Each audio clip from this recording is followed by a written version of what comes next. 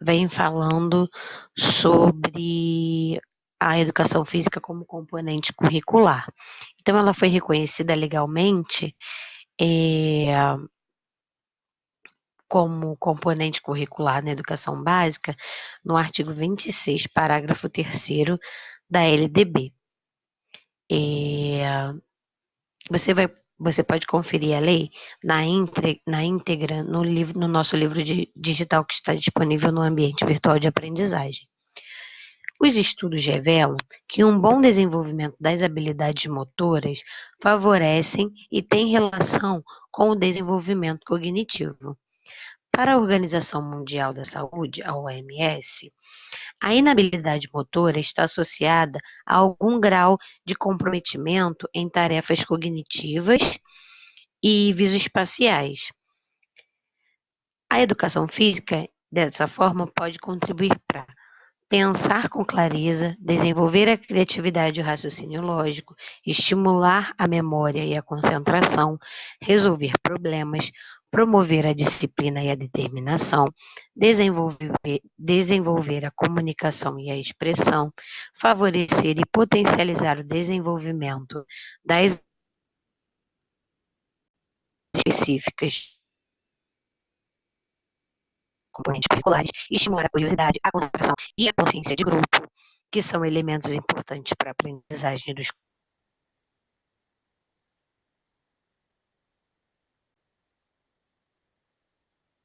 necessários ao melhor desempenho escolar, desenvolver as percepções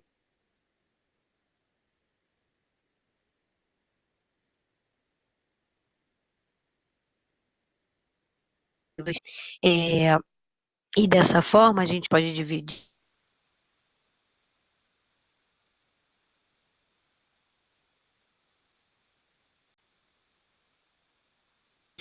um componente curricular promotor da alfabetização motora, como uma eficiente alfabetização motora, pode criar uma cultura física com potencial de alcançar as famílias, pois somente com a compreensão dos seus benefícios pode-se estabelecer uma predominância de estilo de vida ativo, pode ser um componente curricular promotor, né, de saúde. A resolução número 218 do Conselho Nacional de Saúde, reiterada pela resolução 287, reconhece a educação física como profissão da área de saúde. Assim sendo, a contribuição desse profissional tem sido objeto de estudo e pesquisa em várias abordagens. A educação física, como componente curricular, pode contribuir para elevar os níveis de atividade física dos mais jovens, promovendo a melhoria do estado de saúde. E também pode ser vista como um componente curricular promotor das atividades físicas e esportivas, porque o esporte, como manifestação cultural, é um fenômeno social disseminado na atualidade. De forma geral, a escola assume enorme importância na vida das crianças, por vezes precisando compensar a ausência da família. Então, aproveita-se a oportunidade para esclarecer algumas das diferenças entre jogo e esporte. No jogo, não há necessidade de apuro técnico nas habilidades. As regras podem ser combinadas e modificadas. No esporte, as regras são padronizadas e há técnicas específicas para cada modalidade. O interessante é respeitar o grau de maturidade física e psíquica do aluno para propor as atividades. A unidade 6, principais leis e normatizações da educação física escolar, ela apresenta leis que regulamentam a profissão da educação física, a Lei de Diretrizes e Bases da Educação e a Resolução do Conselho Nacional de Educação, no que tange a educação física. Então, lá no nosso ambiente virtual, no nosso livro virtual, você pode ler todas as leis e a sua importância para a educação física de maneira geral. Nos recursos de interatividade, você também pode ver um panorama histórico que auxilia nessa compreensão.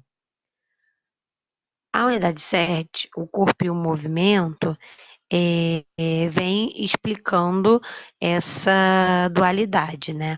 O corpo sempre foi alvo de uma grande complexidade. Inicialmente, para dar conta dela, houve uma tentativa de separação entre as partes. Essa tentativa provocou uma grande dicotomia que perdura até os dias atuais, né? Que são o corpo e a alma, considerando o corpo algo inferior à alma, que foi elevada ao absoluto, representando um modelo de perfeição. E o corpo e a mente, que é o dualismo cartesiano, para entender as coisas na sua totalidade, é preciso dividi-las em partes, conhecer as suas partes. A educação física na escola, a fim de proporcionar conhecimentos sobre o corpo, no que concerne às suas possibilidades e limitações, deve oferecer o maior número de práticas corporais possíveis para que o aluno possa conhecer a si mesmo através do seu corpo e suas relações com os outros corpos.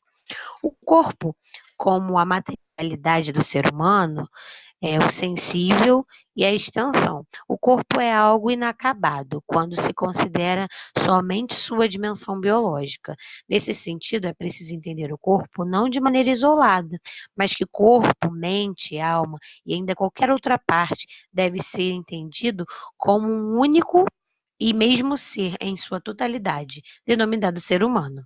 Podemos compreender a corporeidade como um universo de práticas corporais já experimentadas pelo corpo, né?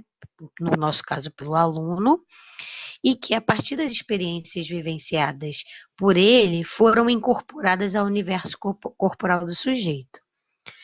O movimento na educação tem um papel fundamental na construção da corporeidade do aluno. Neste caso, a educação física é a disciplina responsável por isso. Existem duas perspectivas: a educação para o movimento, na qual o aluno precisa desenvolver habilidades motoras, sendo assim o movimento o meio e o fim da educação física, né? E a visão da educação pelo movimento, que tem a preocupação com a inclusão do aluno e não com a performance do movimento. O seu objetivo é produzir movimentos que sirvam de base para outras aquisições mais complexas, sendo movimentos mais elaborados ou aquisições intelectuais e sociais. É preciso refletir sobre a própria prática e, nas aulas de educação física, perceber qual modelo de educação está sendo adotado. A educação para o movimento ensina o movimento com fim nele próprio.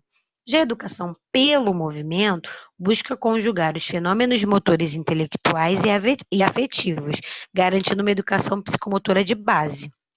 De acordo com Dantas, o movimento tem três fases distintas: o reflexo, que são os movimentos inatos que já nascem com o indivíduo; o voluntário, que exige que a pessoa estabeleça um plano de ação, né, que pense no movimento que vai realizar antes de fazer; e o automático, que é o mais complexo dos movimentos.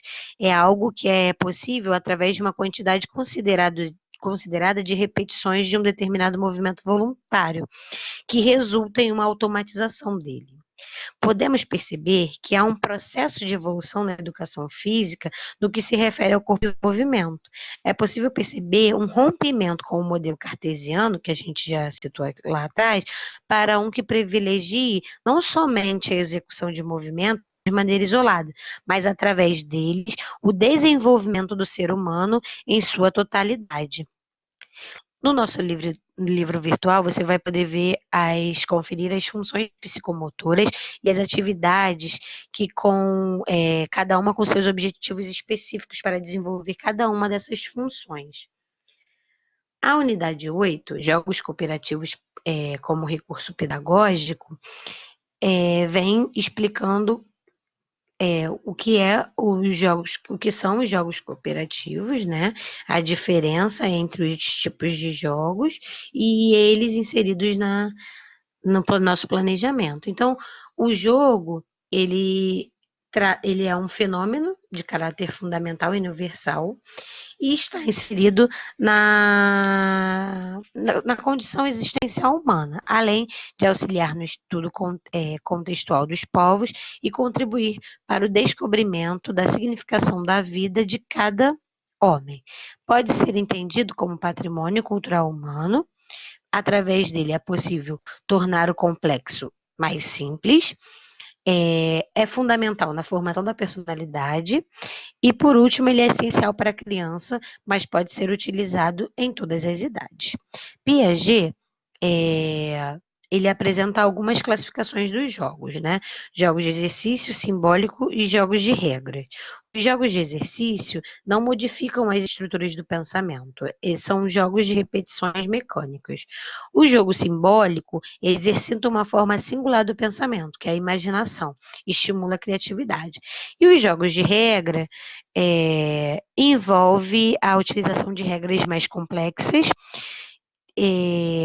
pode ser utilizado a partir dos 7 anos de idade, pois justamente nessa fase a criança já passa a conhecer o abstrato. E ele também é muito utilizado nos esportes. Na educação infantil, especificamente, os jogos devem ser trabalhados na dimensão dos jogos simbólicos, estimulando a criatividade, o poder de criação da criança.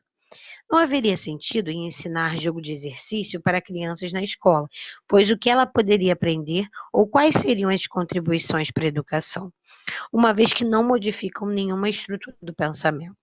Os jogos de regras, por sua vez, também estariam distantes, pois as crianças na educação infantil ainda não compreendem o abstrato em seu conteúdo mais complexo. Os jogos cooperativos, por sua vez, já existem há muitos anos, dos rituais das antigas comunidades que se reuniam para celebrações. Tratam-se de jogos baseados em atividades com mais oportunidades de diversão e que procuram evitar a violação física e psicológica. No nosso livro virtual, você pode conferir as diferenças entre jogos cooperativos e jogos competitivos e as classificações desses jogos e como eles devem ser utilizados. Bom, por hoje é só. Nós temos agora os 8 resumos das nossas unidades de aprendizagem e a gente pode se preparar melhor para a nossa avaliação. E qualquer dúvida, vocês podem entrar em contato comigo pelo ambiente virtual de aprendizagem.